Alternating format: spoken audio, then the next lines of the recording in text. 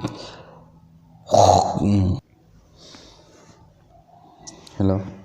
Good morning students. काफ़ी time बाद आज भी मिल रहे हैं हम।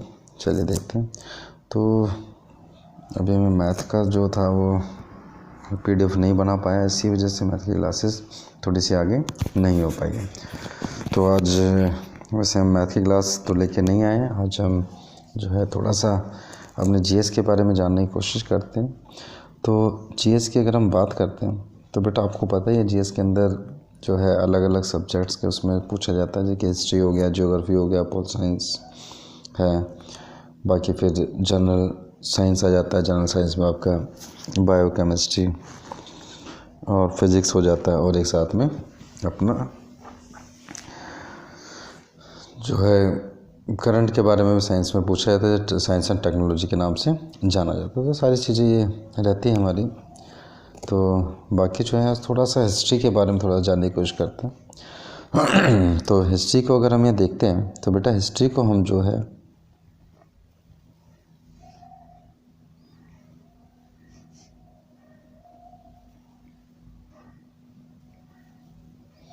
ठीक है बेटा, तो हिस्ट्री को अगर हम जानने की कोशिश करते हैं तो अगर हम हिस्ट्री की बात करते हैं तो हिस्ट्री जो है उसको हम जो है अलग अलग 3 पार्ट्स में बांटते हैं। एक तो हम बात करते हैं हिस्ट्री के अंदर, या इसको हिंदी में कहते हैं इतिहास। तो इसमें सबसे पहले प्राचीन भारत, या इसको हम कह सकते हैं एंशियंट इंडिया। ठीक है।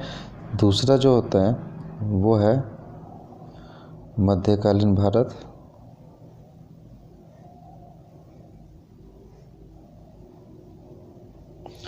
जिसको हम कहते हैं मेडिवल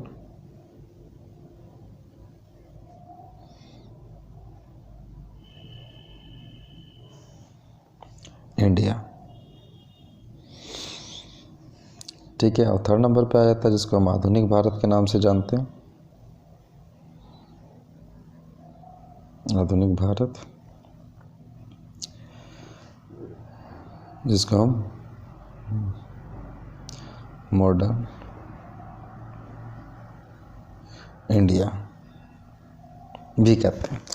ठीक है बेटा, तो ये अलग अलग जो है 3 पार्ट्स में हमने हिस्ट्री को बांटा हुआ है। तो हिस्ट्री के अंदर अगर हम प्राचीन भारत की बात करते हैं तो ये एक ऐसा पीरियड हो जाता है जो एक अननोन पीरियड है, हमें नहीं पता कब से स्टार्ट हुआ। ठीक है, एक अननोन टाइम है। तो हम जो है यानी कि जब हम कहते हैं कि आदि मानव का टाइम रहा होगा, तो जब से इसकी शुरुआत मानी जाती है, ये अननोन पीरियड से शुरुआत मानी जाती है, तो इसको हम एक कह सकते हैं अननोन पीरियड से। ठीक है, वो पीरियड कौन सा है? अननोन है। लेकिन वहाँ से शुरू होकर और ये 712 ईस्वी तक, 712 ईस्वी तक का पीरियड माना जाता है। ठीक है। और ये वाला जो मेडिवल की बात करते हैं, ये 712 ईस्वी से लेकर 712 ईस्वी से लेकर 1707 ईस्वी का पीरियड माना जाता है। जब हम बात करते हैं आधुनिक भारत की, तो आधुनिक भारत को जो है वो 1707 ईस्वी से लेकर इसको 1947 यानी कि इंडिया की आज़ादी तक का माना जाता है। ठीक है बेटा, तो इस तरीके से हम इसको अलग अलग 3 पार्ट्स में बांटते हैं। अब बात करते हैं कि बांटने का कारण क्या था, क्यों बांटा गया। तो अगर हम यहाँ देखें तो सबसे पहले जो है इसका बांटने का जो कारण रहा है वो जो है वो ये है कि स्टार्टिंग में जो है ये वाला, तो इसको आप कह सकते हो, बाकी देखो पढ़ेंगे वो और भी रहे, लेकिन इसको हम एक तरीके से कह सकते हैं कि हिंदू शासक रहे थे। ठीक है, बाकी कैसे कैसे रहेंगे जब हम पढ़ेंगे तो इसमें अच्छे तरह जानेंगे। तो ये इस पीरियड में हिंदू शासक रहे, यहाँ पर मुस्लिम शासक रहे,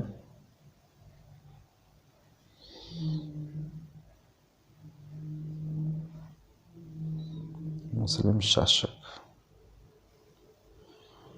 ठीक है, मुस्लिम शासक रहे। और अगर हम लास्ट वाले में बात करते हैं, इसमें अंग्रेज़ों की बात आ जाती है, अंग्रेज के बारे में बात आ जाती है। दूसरा हम क्या कहते हैं, अपने स्वतंत्रता संग्राम, आज़ादी के लिए जो लड़े थे, वो सारी चीज़ें यहाँ पर आ जाती हैं। तो इस तरीके से हमने इसको अलग अलग बांटा हुआ है। तो वैसे तो शुरुआत जो है प्राचीन भारत से ही हमारी की जाती है हिस्ट्री की, बट वैसे देखा जाए तो प्राचीन भारत या एंशियंट हिस्ट्री में से आपके जो एसएससी के अंदर जो क्वेश्चंस पूछे जाते हैं ना, वो बहुत कम लेवल के पूछे जाते हैं, उतना ज़्यादा उसमें से नहीं पूछा जाता। जो जब मोस्टली आपके जो क्वेश्चंस अगर आते भी हैं तो मध्यकालीन भारत या आधुनिक भारत से आते हैं। तो हम शुरुआत जो करते हैं, तो एक बार मध्यकालीन भारत से हम शुरुआत कर लेते हैं, और उसके बाद ये नहीं कह रहा कि प्राचीन भारत नहीं करना, लेकिन जो मोस्ट इम्पॉर्टेंट है पहले शुरुआत वहाँ से करते हैं, उसके बाद जो इम्पोर्टेंट कम है फिर बाद में उसको लेके चलेंगे। ठीक है बेटा, तो चलिए चलते आगे। अगर हम बात करते हैं मध्यकालीन भारत की, तो जैसे कि हमने देखा मध्यकालीन भारत जो है वो उस पीरियड को कहा जाता है जब मुस्लिम शासक यहाँ पे थे। तो मुस्लिम शासक जो हैं वो यहाँ पर आए। तो मुस्लिम जो शासक थे, इन्होंने जो है यहाँ पे शासन किया। तो ये मुस्लिम है क्या, तो ये मुस्लिम है क्या, तो इसको जानने के लिए हमें सबसे पहले जो जानना पड़ेगा, ये जो है इसका जो पूरा की पूरा जो चलता है वो इस्लाम पर चलता है। ठीक है, इस्लाम धर्म पे जो चलता है उसी को हम मुस्लिम कहते हैं। तो इस्लाम धर्म की बात करते हैं तो सबसे पहले हमें इस्लाम के उदय को जानना बहुत ज़रूरी है। जब तक हम इस्लाम के बारे में नहीं जानेंगे तो मुस्लिम शासकों के बारे में या मुसलमान जो है उन्होंने शासन यहाँ पे किया उसके बारे में जानना थोड़ा सा मुश्किल होगा। तो सबसे पहले हम इस्लाम के उदय के बारे में जानते हैं कि इस्लाम का उदय किस तरीके से हुआ, क्या था। तो अगर हम बात करते हैं, देखो वैसे तो बात करते हैं इंडिया के अंदर जो है सबसे पहला जो आक्रमण हुआ था मुस्लिमों के द्वारा जो किया गया था वो 712 ईस्वी में किया गया था, और इसको करने वाला जो थे वो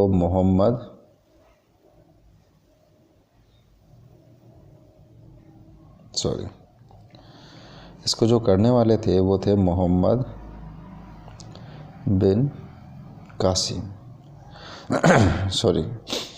बिन कासिम। ठीक है बेटा, तो इन्होंने यहाँ पे सफल आक्रमण जो किया था, पहला आक्रमण किया था मुस्लिम आक्रमण। तो इसका जो मेन कारण था ना वो इस्लाम को फैलाना ही था कि इस्लाम है तो उसको फैलाओ जितना ज़्यादा हो सकता है अदर कंट्रीज़ के अंदर। तो इसीलिए ये अरबी आक्रमण था, अरेबियन था ये मोहम्मद बिन कासिम, और ये स्टार्टिंग में यहाँ पर आया था। तो इसके बारे में पढ़ेंगे, लेकिन सबसे पहले जो है जिस कारण से ये इंडिया में आया है, जिसको फैलाने के लिए इंडिया में आया, तो सबसे पहले उस इस्लाम के बारे में जानने की कोशिश करते हैं, तो फिर हमें दिक्कत नहीं आएगी आगे कुछ भी पढ़ेंगे तो चलिए बेटा, तो देखते हैं। तो यहाँ पे हमने बात की अभी कि इस्लाम की, तो इस्लाम क्या है। तो सबसे पहले इस्लाम की बात करते हैं। इस्लाम धर्म को अगर हम कहते हैं तो बेटा ये एक ऐसा धर्म है जो एक ईश्वरवाद यानी एक ही ईश्वर में विश्वास करता है, एक ही ईश्वर में विश्वास करता है। तो इसके अकॉर्डिंग तो ईश्वर एक ही है, उसकी कोई मूर्त नहीं है, कोई सूरत नहीं है, वो एक ही है, और वही इस पूरी सृष्टि को, पूरे संसार को चलाता है। तो ये चीज़ कही जाती है। तो इस जो ईश्वर के बारे में बात की जा रही है, एक ईश्वरवाद की जो बात की जाती है, तो इसमें दो हो जाते हैं। एक तो अरबी होते हैं, तो अरब के लोग जो अरबी जिनको कहा जाता है वो इसको अल्लाह के नाम से जानते हैं, वो इसको अल्लाह के नाम से जानते हैं। और दूसरा अगर हम फ़ारसी की बात करें, अरेबियन हो गया, दूसरा फ़ारसी है जिसको हम पर्शियन कहते हैं। अगर हम पर्शियन की बात करते हैं तो पर्शियन इसको खुदा के नाम से जानते हैं, पर्शियन इसको खुदा के नाम से जानते हैं। तो इस तरीके से जो है हम कहते हैं कि इस्लाम धर्म के अंदर एक ईश्वरवाद का धर्म है, ये एक ईश्वर को इसमें महत्व दिया गया है, और उस ईश्वर को अरबी भाषा में तो अल्लाह कहा जाता है और फ़ारसी भाषा में या पर्शियन में इसको खुदा कहा जाता है। तो इसके अंदर जैसे कि इन्होंने कहा कि अल्लाह एक है, भगवान एक है, खुदा एक है, उसका कोई भी रूप नहीं है, कोई आकार नहीं है, उसको इमेजिन नहीं कर सकते। और जिसको इमेजिन नहीं कर सकते उसके बारे में सोचा भी नहीं जा सकता, यानी कि उसके अंदर तो उसकी कोई मूर्ति तक नहीं बनाई जाती। तो इसके अंदर कहा जाता है कि मूर्ति पूजा को इसीलिए इस धर्म में हराम बताया गया है कि जब हम भगवान की या अल्लाह की, उस खुदा की हम इमेजिन ही नहीं कर सकते कि वो दिखता कैसा होगा, तो उसकी मूर्ति कैसे बना सकते हैं, तो उसकी मूर्ति कैसे बना सकते हैं। तो इसीलिए इसमें इस धर्म में मूर्ति पूजा को हराम बताया गया। और जब मूर्ति पूजा को हराम बताया गया है, मूर्ति पूजा नहीं करते, कोई इमेजिन नहीं कर पाता उस खुदा के बारे में, इमेजिनेशन नहीं है, तो ये धर्म कैसा है? तो ये कैसे उस खुदा को, उस ईश्वर को याद करता होगा, कैसे उसके बारे में इस जो है ये भक्ति करता होगा। तो ये थोड़ा सा जानने की कोशिश करते। तो इसके लिए क्या है ना, इन्होंने 5 पिलर, तो 5 पिलर्स या जिसको हम कह सकते हैं स्तंभ कहते हैं हिंदी में, 5 स्तंभ। तो ये 5 स्तंभ जो है ना बेटा, इन्हीं पे टिका हुआ, ये पूरा धर्म जो है इन्हीं पे टिका हुआ है। इसका वैसे तो जो है कोई मूर्ति पूजा नहीं है, किसी इमेजिनेशन नहीं है कोई भी उस खुदा की, लेकिन इसमें 5 पिलर्स है जिसके ऊपर टिका हुआ। तो 5 पिलर्स में कौन कौन से हैं? तो सबसे पहले अगर हम बात करते हैं तो सबसे पहला जो आता है वो, ठीक है, सबसे पहले की अगर हम बात करते हैं तो पहला जो आया वो आया कलमा।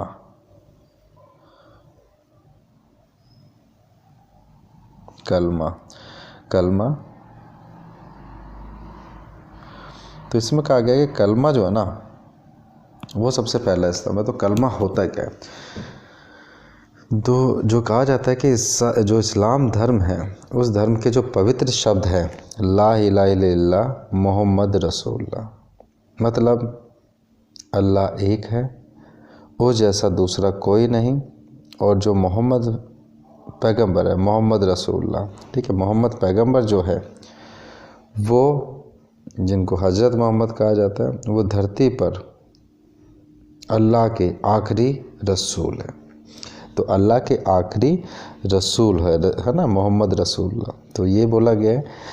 और या रसूल का मतलब संदेश वाहक होता है कि वो अल्लाह के संदेश वाहक है।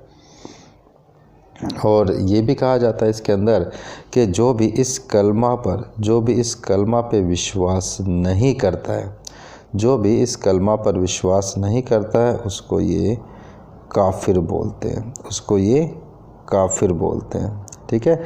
तो काफिर कहा जाता है। तो काफिर का मतलब होता है गैर मुस्लिम, जो कि कलमा पे विश्वास नहीं करेगा, गैर मुस्लिम ही होगा। तो गैर मुस्लिम जो है कहा जाता है, ठीक है। तो काफिर कहा जाता है जो कि कलमा पे विश्वास नहीं करता। तो पहला तो ये था कलमा। दूसरा जो स्तंभ की अगर हम बात करते हैं, सेकंड स्तंभ की अगर हम बात करते हैं, तो वो हो जाता है 5 बार नमाज।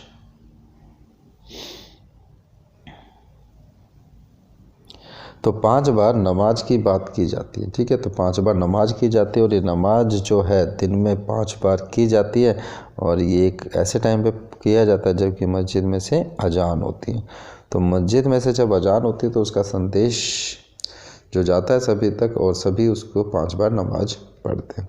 और इसमें सबसे मेन जो नमाज मानी जाती है वो जुम्मे की नमाज मानी जाती है। तो जुम्मे की नमाज के लिए कहा जाता है कि वो तो मस्जिद में ही जाके करनी चाहिए, और बाकी आप घर से कर सकते हैं। बाकी नमाज जो है वो आप घर से कर सकते हैं। तो इस तरीके से जो है इसमें जो है 5 बार, यानी कि उस खुदा को 5 बार याद किया जाता है पूरे दिन में, और इस तरीके से अजान की जाती है, नमाज की जाती है, क्लियर।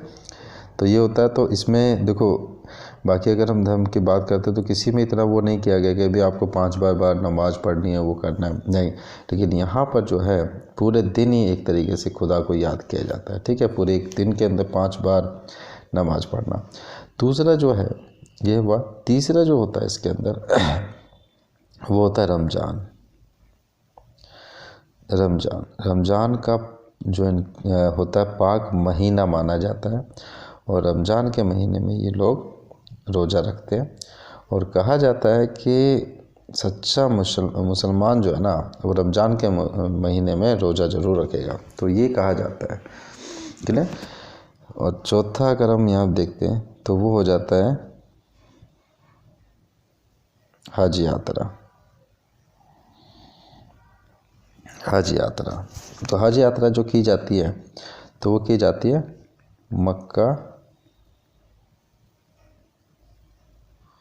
एंड मदीना की। तो मक्का एंड मदीना की जो है हज यात्रा की जाती है, तो ये होता है। और पांचवा जो होता है इनका वो होता है ज़कात। पांचवा जो होता है ज़कात होता है। ज़कात जो होता है आप ये कह सकते हो कि जो एक प्रत्येक वर्ष के अंदर, एक वर्ष के अंदर जो भी कमाई होती है उस कमाई का 1/40वां हिस्सा, यानी कि 40 रुपये कमाए तो 40 रुपये में से 1 रुपया जो है धर्म के प्रचार के लिए दिया जाएगा। धर्म के प्रचार के लिए भी हो सकता है, या जो भी उस धर्म के अंदर जो भी असहाय लोग हैं उनको के लिए दिया जाता है एक तरीके से। भी धर्म के प्रचार के लिए मस्जिद वगैरह बनानी है, या कोई गरीब है जो कि नहीं कर पा रहा, अपंग है, कुछ है, उनकी सेवा के लिए दी जाता है। तो 1/40 होता है, या हम इसको कह सकते हैं कि परसेंटेज के अंदर 2.5%, यानी कि अगर 100 रुपये कमाते हो तो 100 रुपये में से 2.5 रुपये उस तरीके से दिए जाते हैं। तो ये इस्लाम धर्म की अगर बात की जाती है तो ये 5 पिलर है। अब ये जो है इस इस्लाम धर्म के बारे में जाना, अब ये देखा जाए कि इस्लाम धर्म का उदय कैसे हुआ। ये तो धर्म है, इसके उदय कैसे हुआ, फाउंडर कौन था, तो उसके बारे में चलिए आगे चर्चा करते हैं, थोड़ा सा जानते हैं। चलिए, तो इसके अगर हम फाउंडर की बात करते हैं, जो इसके फाउंडर थे, ठीक है, जो इसके फाउंडर थे वो थे हज़रत मोहम्मद साहब। हज़रत मोहम्मद साहब, ठीक है। तो हज़रत मोहम्मद साहब जो है वो इसके फाउंडर हैं। तो इनका जो जन्म कहा जाता है कि इनका जो जन्म हुआ वो था 570 ईस्वी में। 570 ईस्वी में हुआ, और ये इनका जो जन्म हुआ था वो मक्का में हुआ था। मक्का में हुआ था, इसलिए ये एक स्थान जो पवित्र स्थान है, हज यात्रा के टाइम पर मक्का और मदीना 2 जगह की जो यात्रा की जाती है, तो मक्का उनमें से ही एक है, ठीक है। तो इसलिए कहा जाता है, तो यहाँ पे जन्म हुआ था। अगर इनकी बात करें, इसको महाज्ञान की जो प्राप्ति हुई, जिसको हम एनलाइटमेंट या महाज्ञान,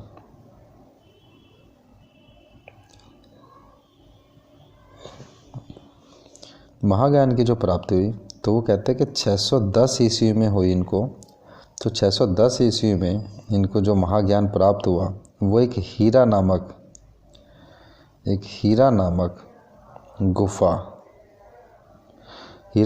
एक गुफा है, उसके अंदर इनको इसकी प्राप्ति हुई महाज्ञान की।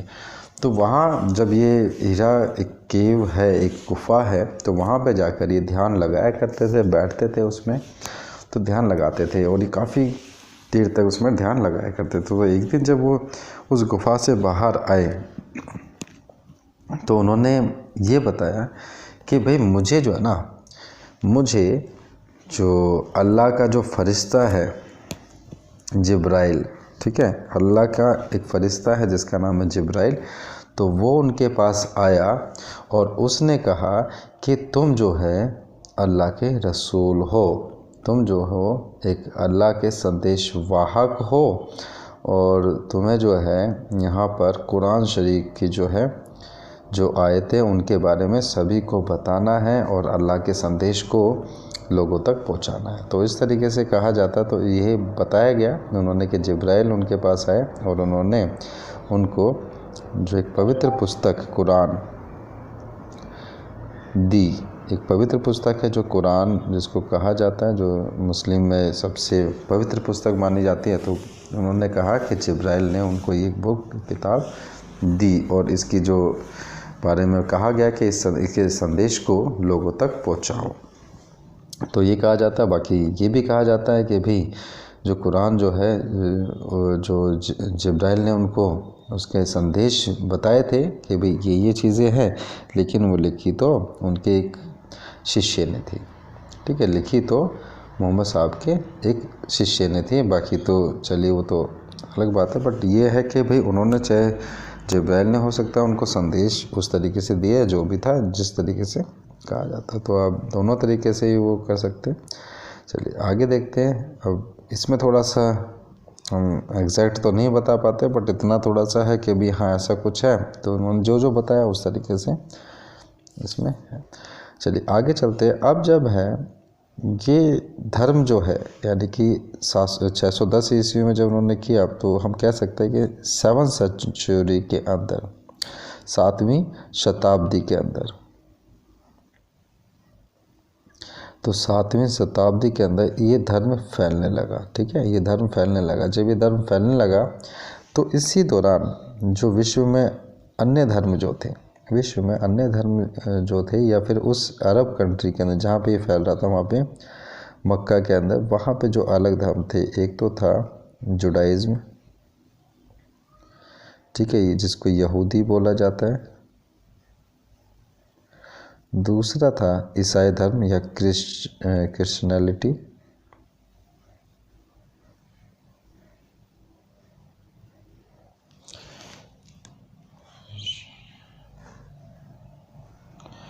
क्रिश्चियनिटी या फिर ईसाई धर्म।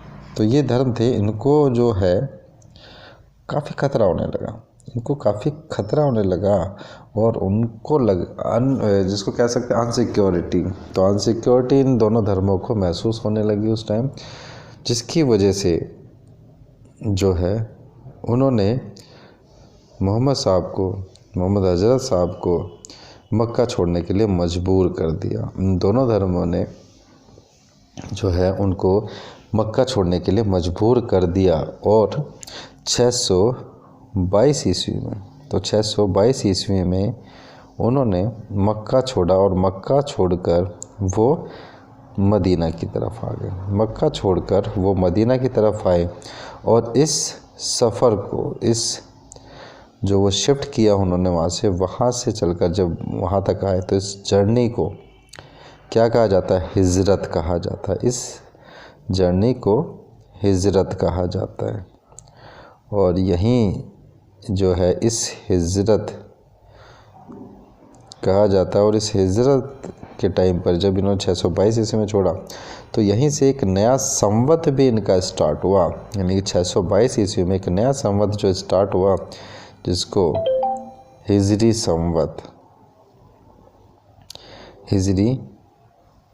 संवत कहा जाता है। ठीक है, जो कैलेंडर होता है उसी के बारे में, क्योंकि जैसे कि हिंदुओं में होता है, वहाँ पे शक संवत है, या फिर अगर हम विक्रम संवत है। ठीक है, तो इस तरीके चलते। तो यहाँ पर जो है मुस्लिम के अंदर हिजरी संवत चला। तो हिजरी संवत यानी कि जो मुस्लिम कैलेंडर जिसको हम कह सकते हैं आम भाषा में, तो वो चीज़, तो वो चला, जो स्टार्ट हुआ 622 ईस्वी में स्टार्ट हुआ। अब जो है ये सारी चीज़ें जो है हज़रत साहब के टाइम पे हुई। अब जो है धीरे धीरे ये धर्म फैल रहा था।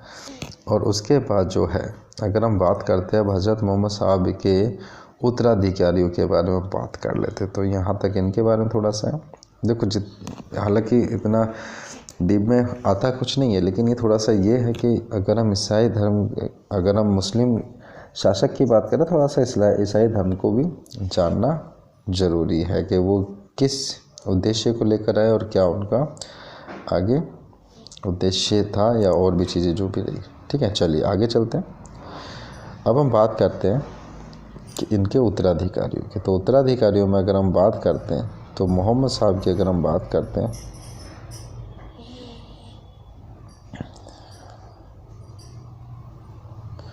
मोहम्मद साहब की बात करते तो इनका जो था सन इन लॉ था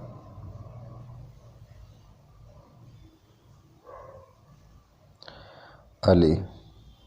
ठीक है, सन इन लॉ था जो अली था, जो इनका पहला शिष्य भी बना।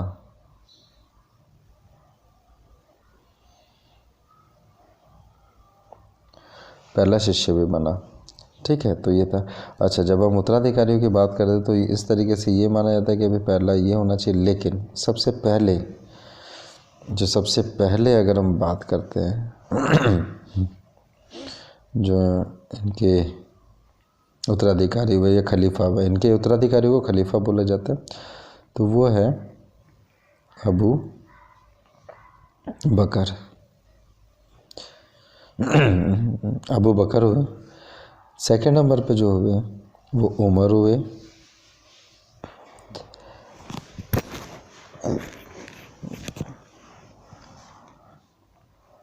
थर्ड नंबर पे जो है उस्मान, सॉरी। और फोर्थ नंबर पे जो अली जो थे वो फोर्थ नंबर पे थे, ठीक है। फोर्थ नंबर पे हुए वो। इसके बाद तो 3 जो है इनके पहले उत्तराधिकारी हुए या खलीफा हुए। इनके उत्तराधिकारियों को क्या बोला जाता है? खलीफा बोला जाता है,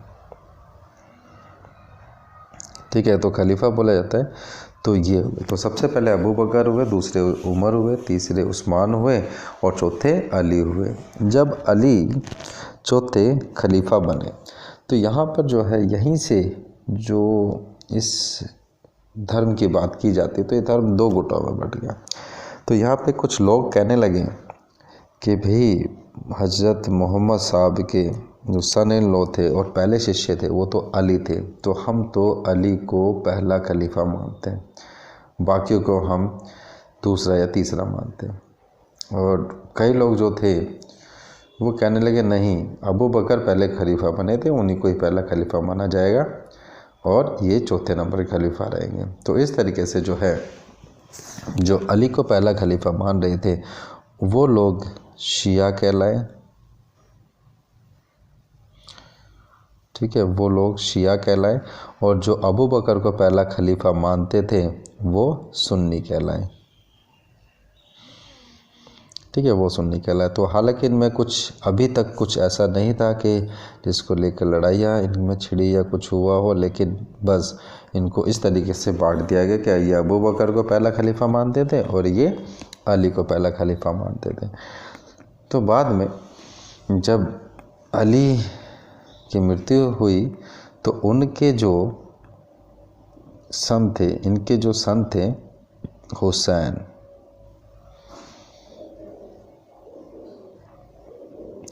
इनके जो सन थे हुसैन, तो उनका था कि भाई अब शायद इनको नया खलीफा बनाया जाए।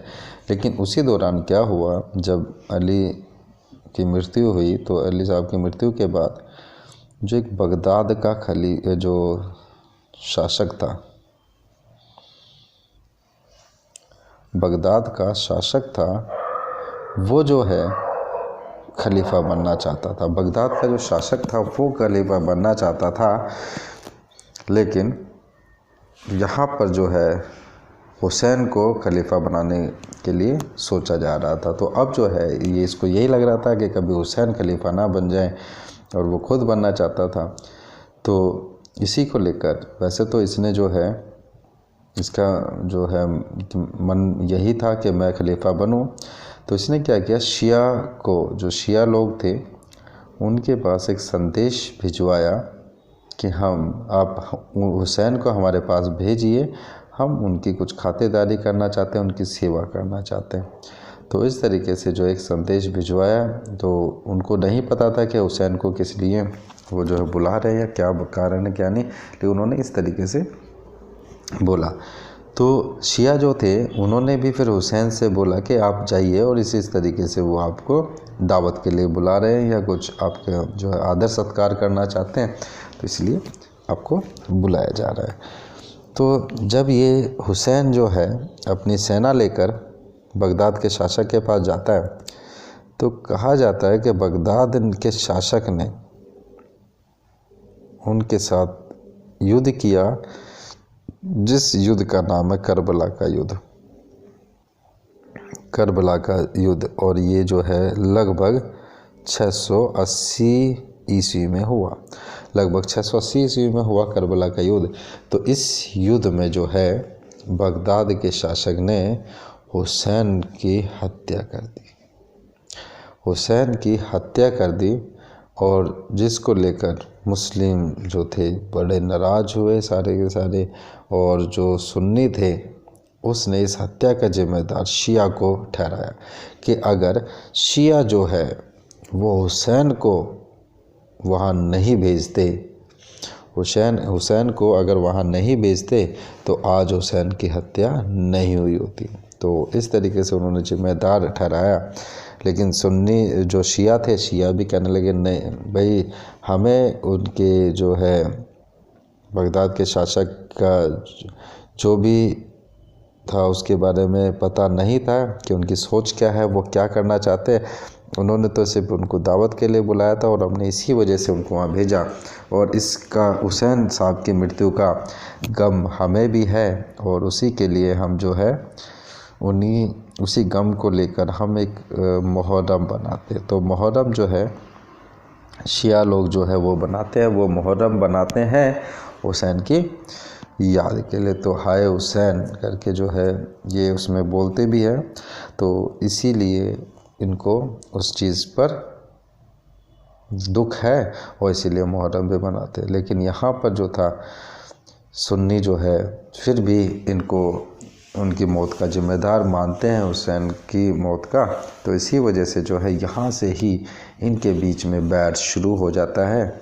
और ये आप देखते हो, अगर ऑल ओवर वर्ल्ड में देखते हो तो मोस्टली जो लड़ाइयाँ रहती है वो शिया और सुन्नी की रहती है। सुन्नी जो है वो शिया को जो है ख़त्म करना चाहता है, क्योंकि तकरीबन सुन्नी की अगर बात करते तो ये वर्ल्ड की जो मुस्लिम पॉपुलेशन में 80 से 85% के आसपास है, और बाकी शिया है।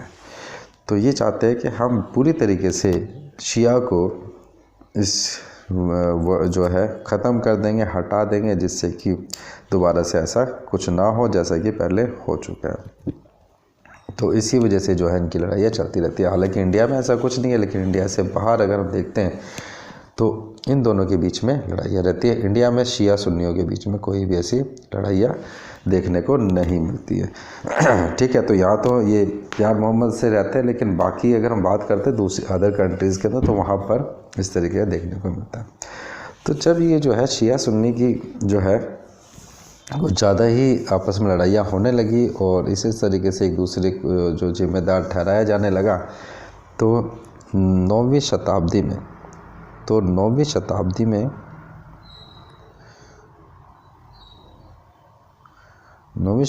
में एक संप्रदाय का उदय हुआ, जिसका कि सूफ़ी संप्रदाय, जो कि इन दोनों के आपस के बैर को ख़त्म करने के लिए ही कह सकते हैं हम इसका उदय हुआ। इसमें ऐसा कुछ नहीं है कि सुन्नी होते हैं या शिया होते हैं, तो ये होते हैं। तो सूफ़ी संप्रदाय का उदय हुआ, जिसमें अल्लाह की इबादत के लिए जो है सूफ़ी म्यूज़िक का सहारा लिया गया। तो सूफ़ी संगीत या सूफ़ी म्यूज़िक का सहारा लिया गया। इसमें कहा गया कि अल्लाह की जो इबादत तो म्यूज़िक के द्वारा भी की जाती है।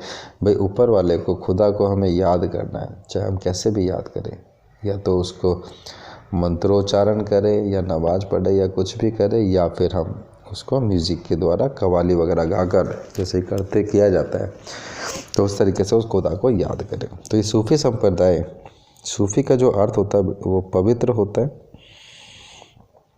ठीक है, सूफ़ी जो शब्द है उसका अर्थ पवित्र होता है। तो यहाँ पर यही चीज़ हो जाती है कि ये पवित्र संप्रदाय के रूप में जाना जाता है। बाकी सूफ़ी को कहा जाता है कि ऊन से भी सूफ़ी का अर्थ ऊन भी होता है। तो इसी क्योंकि ये ऊनी वस्त्र भी पहनते हैं, उस तरीके के वस्त्र होते हैं, पहनावा होता है, तो इसको इस तरीके से भी लिया जा सकता है। बाकी सूफ़ी का अर्थ पवित्र होता है। तो यहाँ पे हुआ और इन्होंने ख़त्म करने की कोशिश की, हालांकि वो चीज़ नहीं हो पाई पूरी तरीके से, पर काफ़ी हद तक जो है ये लड़ाइयाँ नहीं हुई। ठीक है, चलिए आगे अगर हम यहाँ बात करते हैं,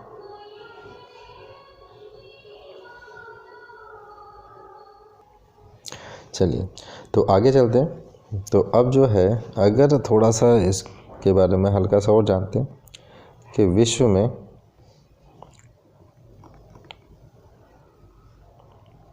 या विश्व का एक लौता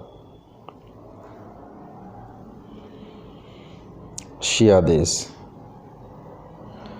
यानी शिया लोग जहाँ पर है, ज़्यादा मात्रा में है शिया देश, तो वो है ईरान।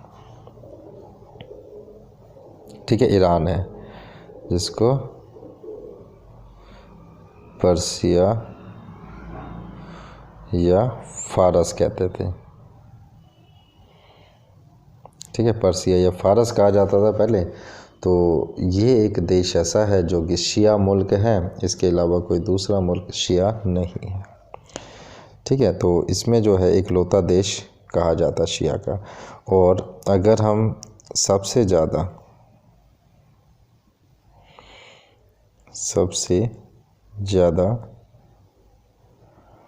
मुस्लिम देखते हैं तो बेटा वो जो है वो है इंडोनेशिया।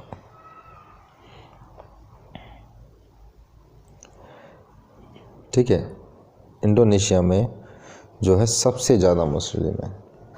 ये नहीं कि अरब के अंदर सबसे ज़्यादा मुस्लिम, सबसे ज़्यादा जो है ना सऊदी अरब की अगर हम बात कीजिए, हाँ परसेंटेज के मामले में अगर हम बात करते हैं कि प्रतिशत के मामले में सऊदी अरब के अंदर,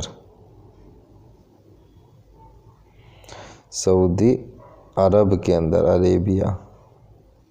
अरेबिया में जो है सबसे ज़्यादा मुस्लिम है परसेंटेज के मामले में। बट वैसे देखा है जनसंख्या के मामले में तो सबसे ज़्यादा मुस्लिम इंडोनेशिया के अंदर। ठीक है, तो ये जो था ये था इस्लाम का उदय के बारे में जब हम पढ़ रहे थे थोड़ा सा, तो इस्लाम का उदय था। और इसके बाद से हम जो है आगे चलेंगे तो 712 ईस्वी से, जैसे कि हम शुरुआत मानते हैं, जो कि इंडिया के अंदर मुस्लिम आक्रमण से हुई, और 1707 ईस्वी तक इस पीरियड को माना जाता है। इसको अब आगे चर्चा करेंगे, आगे पढ़ेंगे अगली वीडियो के अंदर। अभी तो हमने सिर्फ इस्लाम के उदय के बारे में जाना कि इस्लाम का उदय किस तरीके से हुआ, तो ये हो गया। चलिए तो बेटा ठीक है, आज के लिए इतना ही। Okay, bye.